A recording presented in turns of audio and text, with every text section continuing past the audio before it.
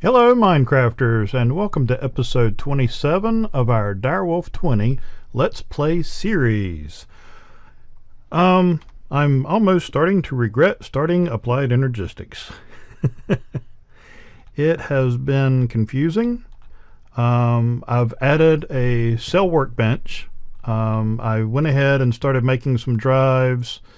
I've got a 64K here, and the reason I did the cell workbench here is because I wanted to get this programmed and formatted to where this would only accept my ingots. And as you can see, it states partitioned, included precise, which means that only these items will be allowed in. And basically you just set it up here and have whatever in your inventory, and you can shift click it or pick it up and drop it. And it'll remember what the item is. And one thing I do like about this is it will not duplicate. So you can hit a silver ingot 5 times. It'll only put it up here once. But anyways, so I've made some drives. I've got a 64K, 16K, and then 2 more 64Ks. I've still not integrated this fully with all of my inventory. One of the reasons is I'm running the quarry, and this is my first run with the quarry, and I've been kind of babysitting it and to see how fast things are going to come in. One thing I did want to mention, in the comments in one of the previous videos, the Hexa said something about putting in the experience obelisk. It can hold, he said it can hold infinite. I've never used it before. I had thought about it, but I kind of went with, the old tried and true, my tank and all. But I went ahead and put this in, and really it seems to be doing really well. I went to the configure IO and set it to pull from the same side as the vacuum hopper is set to push in. So, and it's done fine. It gets all the way up to here and drops back down and clicks up a level. And I can take levels out, and you can see I went to 80, or I can put it all back in, and it works really well. So actually, I really like that. The other one was, I believe it's pronounced Shijin, said something about using the packager. I know of its existence. I've never used it before, so there may be special configurations or something to this. The problem I'm having is I'll have something that doesn't have enough to make the full package, and so it hangs. And so then anything in front of it won't go in.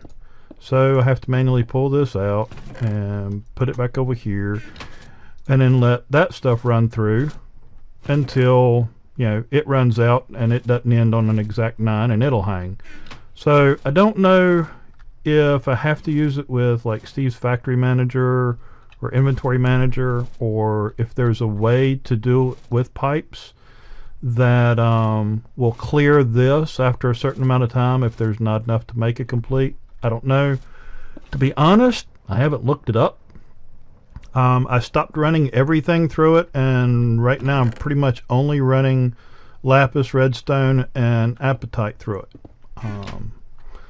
I had an issue with some of the ingots, and they went through as 4s instead of 9s and came out with a whole bunch of bearings. So I kind of nixed the idea of running all my ingots through it until I know more about it. As far as the quarry, it's been, well, here's where the ingots go in. And no, it doesn't look like a lot, but as you can see, the lapis comes in as blocks because it's going up there and going through and coming down and going through my little maze of pipes. But the reason it doesn't look like all that much is because I've actually been picking these up and putting them into blocks of iron and all that. And well, if you want to see that, that's here. So we've got 1, 2, 3, 4, 5, 6, 7, 8. 8.5 blocks of iron. What's that? 7.5 blocks of gold. Just as much ferrous, almost as much tin, same amount of copper. Been getting a boatload of materials, and this is all from the quarry. And I have not reset it, and actually I don't even think it's half finished the area. We'll go down there in just a minute. Now, these two did not come direct from the mine or from the quarry. Basically, what happened was I needed some of the silicone, and so I stopped the extract over here so I could run sand through here, and that way it would stop my silicone and anything else that got through. Like I ran sandstone through to make sand, and I didn't want the sand to run through and make glass further down the line, so I stopped the output. Well, I turned the sandstone into sand. I turned the sand into silicone, and I forgot to cut this back on. And so, I'm over here messing around, and I'm not getting ingots, and I can't figure out what's wrong. And I'm checking all my boxes over here to figure out if I got something backed up. And then I finally turn around and open this box, and it's like to here with powders. And so I open it up, I'll check this and realize I'd cut it off and get it going back through. Well, I happen to notice, the stuff for, what was it, Invar and bronze. So I went ahead and took some piles that were ground up, mixed it, threw the piles back in. That way they would go ahead and process through, and that way I'd already have those for the future. Oh, and there's also this box of stuff that I've gotten from the mine as well. So the cyanite did not come from the quarry. It came from actually running our nuke. So every time, I have found that every time this runs, I'll end up with 5 ingots. So if it has to run twice to catch it up, there'll be 10 or 15 3 times. But it's been doing really well. This has turned out pretty good. I moved this around a little bit, and I've got this side is the one that cuts the magmatics on when they're needed. And I thought about something. Since I'm outputting a redstone to these to cut them on, well, I went ahead and ran it up to a light. So I've got a little red lamp up there from Project Red, and so the red light comes on when the magmatics are on. And well, I did the same thing over here, and I've got a yellow lamp for when the reactor is on, because I figured, well, Yellorium, we'll use a yellow lamp. That seemed like a good idea. And so now, when I'm up here crafting, or working, or whatever, this means my magmatics are on. And when this lights up, that means that the reactor is on. So, I thought it was kind of cool to add that in. So, I got that taken care of. Couple of other things I get everybody caught up on. Basically, I was trying to stay near the house to watch things, because I hate for a quarry to overflow, and I also wanted to have an idea of what kind of things I was getting in and how fast and all. And so I went around and got some sheep and bred them up, and I've got them divided out, and that's going to be the beginnings of a sheep farm. I've got to go through and find dyes for each color. I know there's 16 colors, and I actually thought, since you can take the Botania flowers and grind them down to powder into the colors, I thought I'd be able to use those to dye the sheep, but you can't. You can dye their wool after you clip them, but you can't dye the actual sheep. So I'm going to have to go through and find regular dyes and dye like 1 or 2 of each one, the 16 different colors. And then we'll set up a sheep farm so that we've got, plenty of each color should we ever need it. Next up, I have the tree farm running. And I had to make a few changes. Basically, I added another survivalist generator because I found that the farming station or the harvester, either one would outrun the single survivalist generator.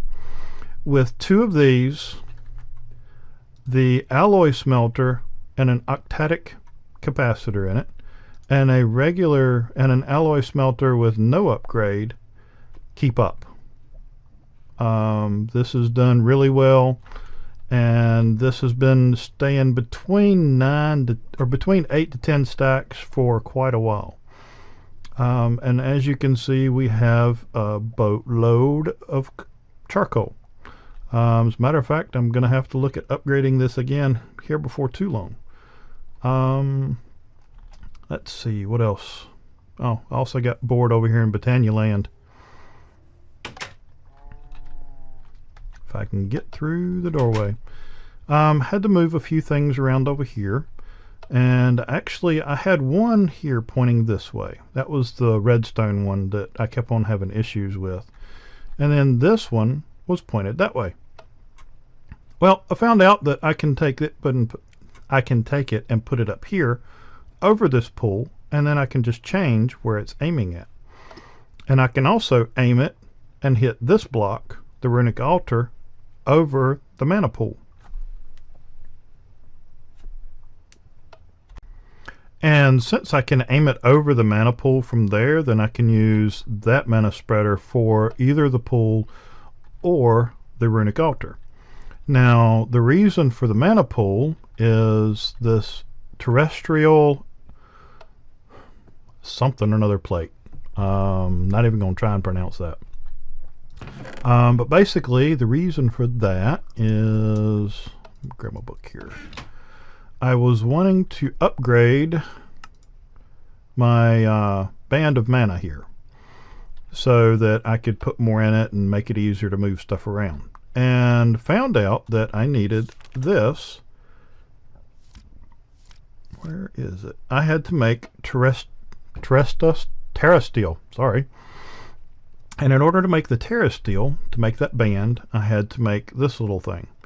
And basically it's just a checkerboard of living rock? Yeah, living rock and lapis, and then you've got this terrestrial plate on top of it. And I mean, really no big deal to make, just some runes, lapis, a block of mana steel, and it's there. The problem is when you go to make that terrasteel, it will use half of a full mana pool. So a completely full mana pool will do 2 ingots. So needless to say, it's not going to be fast. So, but anyways, that catches you up here. One other thing. I messed up one little thing on this and found out about it when that mana pool over there, or no, when that mana pool, that one, hang on, let's see, yeah, that's my main one. When that mana pool got full, and basically what happened was previously I had this coming out going in here, and it was supposed to come out and go in here, because what happened was when that filled up and the 2 redstone signals became equal and sent this charge out here, it was putting a constant on the back of this NOT gate, which cut this off, which let everything flow free. And that's not what we wanted to do. So, if you are looking at one of the previous videos where this ties in here, if you'll break it and just move it to here, then you'll be good to go. And it has worked like a charm ever since.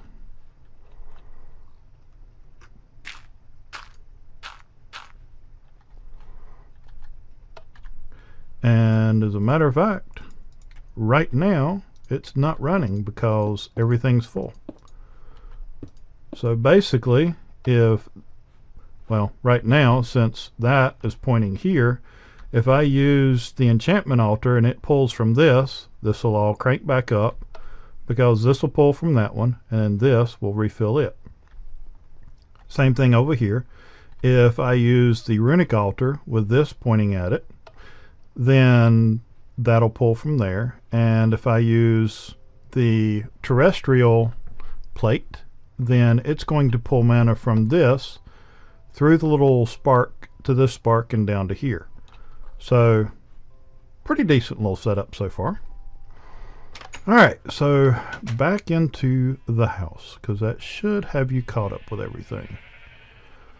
Um, Applied Energistics is turning into a beast, and I think it'll be worth it once I can get through it. My concern is trying to teach it while I learn it and having everyone watch me go fumbling through it. Hey, if that's what you like, have at it. I am finding out that I can't find very good tutorials.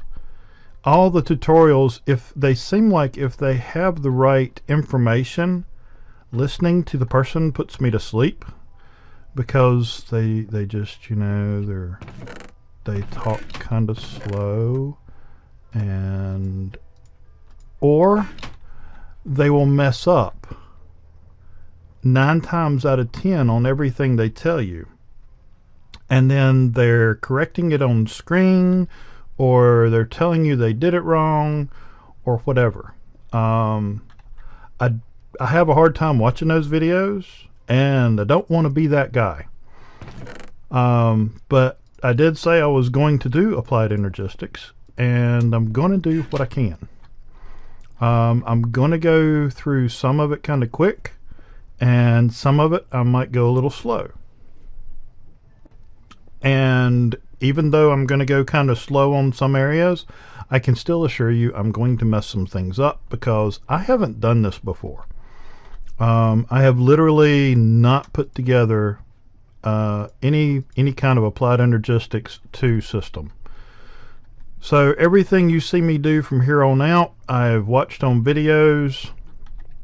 I have not put together a working system yet, and I didn't even stay at a Holiday Inn Express last night, so I can't even claim that. But they do have some really cool looking blocks. Okay, so if I understand it correctly, you have crafting co-processing units. These are what allow you to build things in the autocrafting area. And for each, if I understand correctly, for each item you try to craft at one time, you need a separate co-processing unit. So I need a wrench. I'll grab that one. So if you only want to turn logs into, I don't know, something else, turn logs into boards, you could use one co-processing unit. If you want to make a hatchet and you just want to do one process, then the next, then the next, you could do one crafting co-processing unit. If you want to be able to make 3 or 4 different things at one time, or make something that's complex enough to where you've got multiple sub-assemblies that you want to be able to craft at the same time, you're going to want more than one co-processing unit. Now, that moves us to the crafting storage. Now, again, as I said, this is as far as I understand it. So I could be wrong on any and everything I'm telling you. Hopefully we'll be able to science it out and figure out if I'm right or not. But as I understand it, the crafting storage is used to store the, it's not really storing the recipe, but for instance, whenever you're playing Minecraft, you allocate a certain amount of memory to the program. Well, this is that memory that you have to allocate to different crafting recipes. Now, for instance, if you're crafting a stone axe, which requires 2 sticks and 3 cobble, you're not going to need much memory at all to craft that. I don't know how much, but you're not going to need a lot. Now, if you're doing a 64K disk, if you're crafting one of these, a 64K ME storage cell, Whereas you've got your three 1Ks and a 4K, three 4Ks and a 16K, three 16Ks and a 64. If you're trying to craft all that at one time, that's going to take a bit of memory. And so that's where this comes in.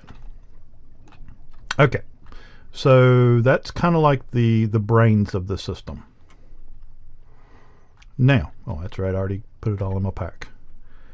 Then we have, well, I'll go ahead and do the ME controller next. And I don't have any power over here. I know I made...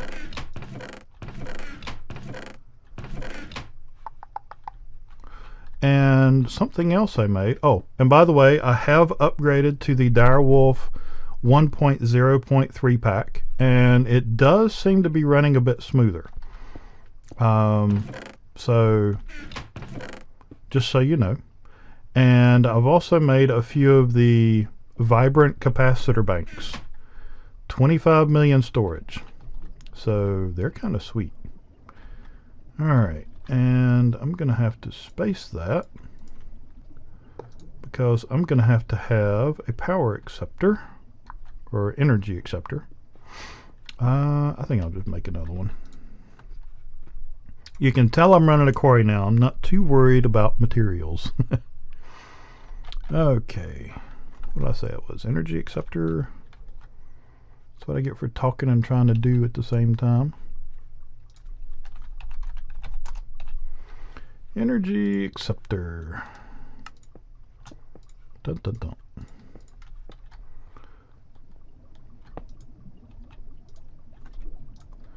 Okay, well, everything looks like it lit up. So, yep, that worked. All right, so we got this lit up. And they're actually pretty cool looking. And also, Ender.io has been updated, so they now have the dense ME conduits and the regular ME conduits. The regular will carry 8 channels. The dense, I think, is 32. I'm not positive. It's whatever the counterparts from the AE system are. They do not show channels used like the ones from AE do. So that's one bad thing about it. But the good side is you can pack them all into one block, just like you could on the previous versions. Okay, next up, what do I want to do next? ME controller. Now, with what I said about channels, if you're doing a really small system like this right here, you don't have to have the ME or the ME controller. You can go up to 8 channels without an ME controller. And what I mean by channels is anything that processes requests or data is going to use a channel. So for instance, the ME drive, not the individual drives in it, but the ME drive itself uses a channel. Your crafting terminal will use a channel because within this you can pull inventory, you can put inventory, you can craft, you can search, and so it is using data. The import bus uses a channel. The power connection to the energy acceptor does not, because all that is power. So basically right here we've got 3 channels. We've got the import bus, the crafting terminal, and the ME drive. So if you want to go above 8 channels, you need an ME controller. And I'll just use you to connect you up. Dun, dun, dun.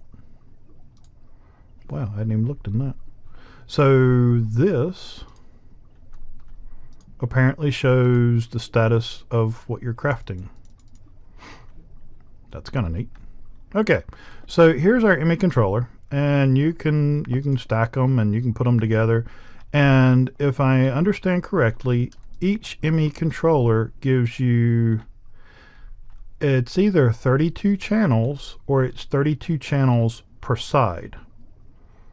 So, you know, if I put that there, I wonder if I'll even be able to do this.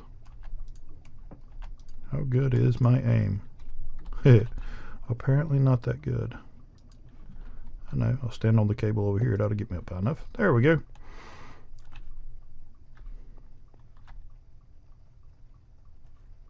Does that mean I broke it?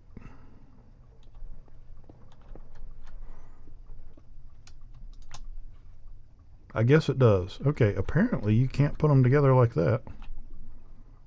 That's odd. And they have said that they are still a little glitchy. So, but apparently you can't do them like that. Okay, and he'll stay lit as long as his power buffer stays going. I wonder if you could run a fiber channel or a fiber cable.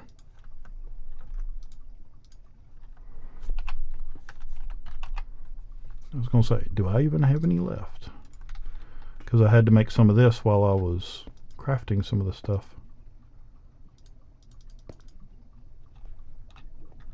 Okay, apparently that don't work. Okay, no big deal. But anyways, so this gives you additional channels. All right, so then off of this, yeah, I need to put another cable. Actually, I might bring that out one more. Yeah, the textures don't like to go back the way they were. I'm sure it would be fine just putting another one down and it would probably reconnect and all that, but looks kind of funky. Alright, so we'll put this down and we'll stick a cable up on top. And from here, I want to put a ME interface. Not another cable. Do what I want you to do, not what I tell you to do. Okay, so from here, we can use our molecular assembler. Now, think of this like the actual workstation. Well, that ain't gonna work. This is, you know, whenever you're autocrafting, this is where the actual work will take place. Hey, I actually got that one. And you can kind of make them like a flower like this if you want. And so basically your patterns will go in here and you can put an upgrade. And I don't know a whole lot about those. I know there's crafting upgrades. I know there's speed upgrades because I found, oh shoot. Why is there a cat meowing in my house? Oh well. I found the upgrades, so of course I put acceleration cards over here. And if I have time, I'll talk about what I did with this, but maybe for later. So anyways, these are like the little workstations where things get crafted. So if you've just got one of these on your network, you can only craft one thing at a time.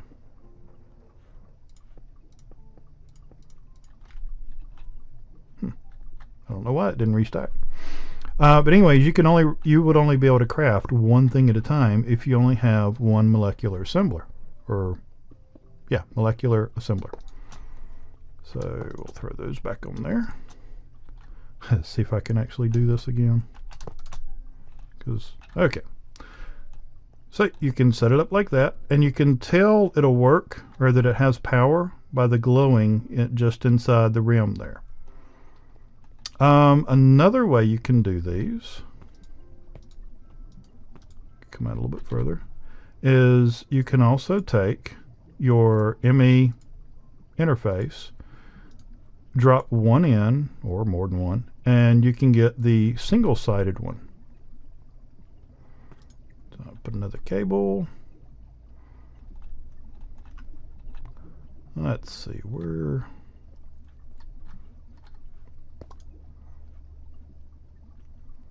No, not that way. Can I turn you? Nope.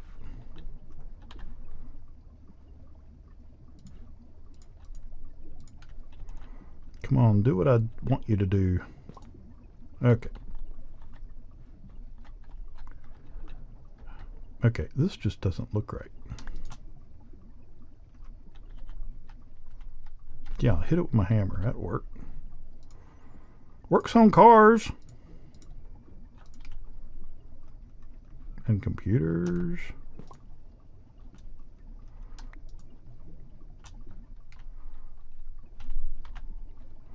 Alright, this is starting to get on my nerves. Why will you not place?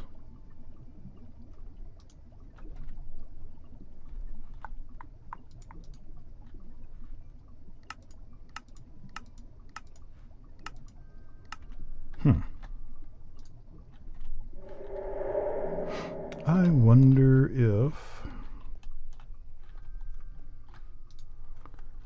Let's see. I wonder if I make that other wrench. If it will interact with this any better. As soon as I made this, I remembered where the other one was. It's right here in that little box. But I kind of leave that way every time I refresh it, I can tell how many more I've gotten. Alright, let's see if you will turn. No. And if I shift right click, it picks it up. If I shift left click, it doesn't do anything. Well, I may have found an issue with these.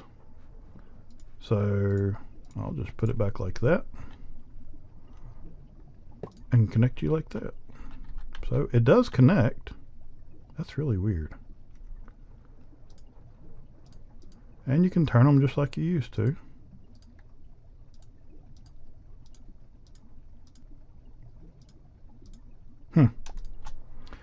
I wonder. Oh shoot, I didn't mean to hit that over there.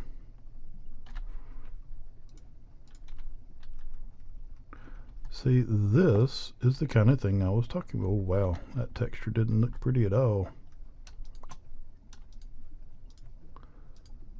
Okay, yep, these are a little buggy. I really like Ender IO cables. I don't know if I'm going to be able to use it on this or not. Alright, now can I... No, I'm not going to be able to force that either. It doesn't look. I wonder if I put...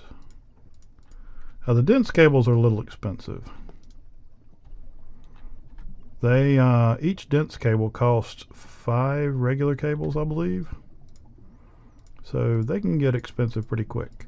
But if I'm not mistaken, the Applied Energistics ones cost about the same as well, so not that big of a deal.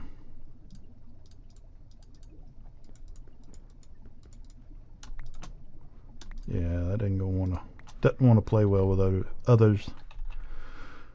Alright, so alright.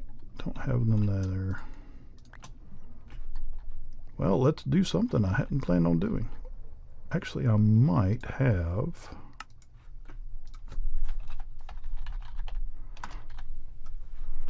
Let's see. I can just drill backwards from here. That's the ME glass cable. 3. I don't know if that'll be enough to do this or not. At least I can get part of it done, maybe.